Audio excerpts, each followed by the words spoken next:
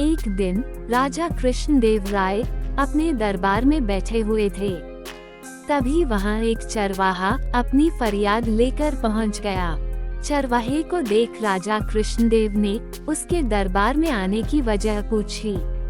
तब चरवाहा बोला, महाराज, मेरे साथ बड़ा गलत हुआ है। मेरे घर के करीब में रहने वाले आदमी के घर की दीवार ढह गई और उसके नीचे आने की वजह से मेरी बकरी मर गई। वहीं जब मैंने उससे अपनी मरी हुई बकरी का हर्जाना मांगा तो वह हर्जाना देने से मना कर रहा है।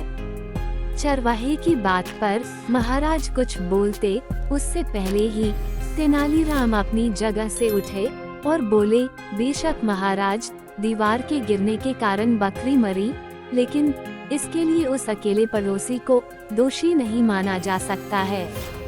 राजा के साथ दरबार में मौजूद सभी मंत्री और दरबारी भी तेनालीराम की इस बात को सुनकर हैरत में पड़ गए।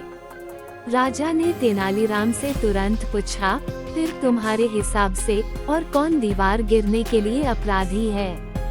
इस पर तेनालीराम बोले, वो मुझे नहीं पता, लेकिन यदि आप मुझे थोड़ा समय दें तो मैं इस बात का पता लगाकर सच आपके सामने ले आऊंगा। राजा को तेनालीराम का सुझाव अच्छा लगा। उन्होंने तेनालीराम को असली अपराधी का पता लगाने के लिए समय दे दिया। राजा की आज्ञा पाकर तेनालीराम ने चरवाहे के पड़ोसी को बुलवाया और मरी हुई बकरी के बदले कुछ पैसे चरवाहे को देने को कहे। इस पर चरवाहे का पड़ोसी हाथ जोड़कर बोला, मैं इसके लिए जिम्मेदार नहीं हूँ। उस दीवार को बनाने का काम तो मिस्त्री ने किया था। ऐसे में असल अपराधी तो वो हुआ। तेनालीराम को चरवाहे के पड़ोसी की यह बात सही लगी, इसलिए तेनालीराम ने उस मिस्त्री को बुला लिया जिसने उस दीवार को बनाया था। मिस्त्री भी वहां पहुंचा, लेकिन उसने भी अपना दोष नहीं माना। मिस्त्री बोला, मुझे बेकार ही दोषी करार दिया जा रहा है।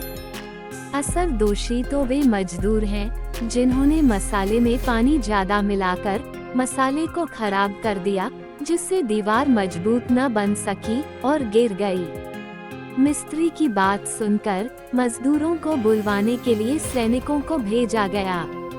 जब वहां पहुंचकर सारा मामला मजदूरों को पता चला तो मजदूर बोले, इसके लिए हम दोषी नहीं, बल्कि वह व्यक्ति है जिसने मसाले में ज्यादा पानी डाल दिया था। इसके बाद मसाले में अधिक पानी डालने वाले व्यक्ति को भी राजा के दरबार में पहुंचने का संदेशा भिजवाया गया। पानी मिलाने वाले व्यक्ति ने दरबार में पहुंचते ही कहा, जिस आदमी ने मसाले में पानी डालने के लिए मुझे बर्तन दिया था, असल दोष उसका है।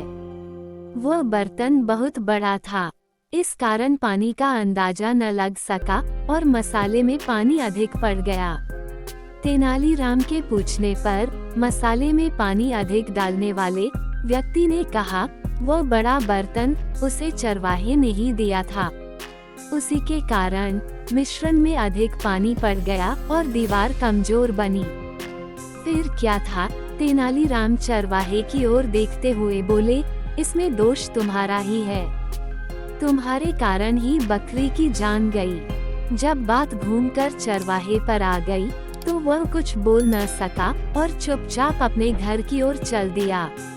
वहीं दरबार में मौजूद सभी दरबारी तेनालीराम की बुद्धिमत्ता और न्याय का गुणगान करने लगे। कहानी से सीख। इस कहानी से हमें ये सीख मिलती है कि अपने साथ हुई अनहोनी के लिए किसी अन्य व्यक्ति को दोषी ठहराना सही नहीं है। ऐसे में चाहिए कि धैर्य रखकर समस्या का समाधान तलाशा जाए।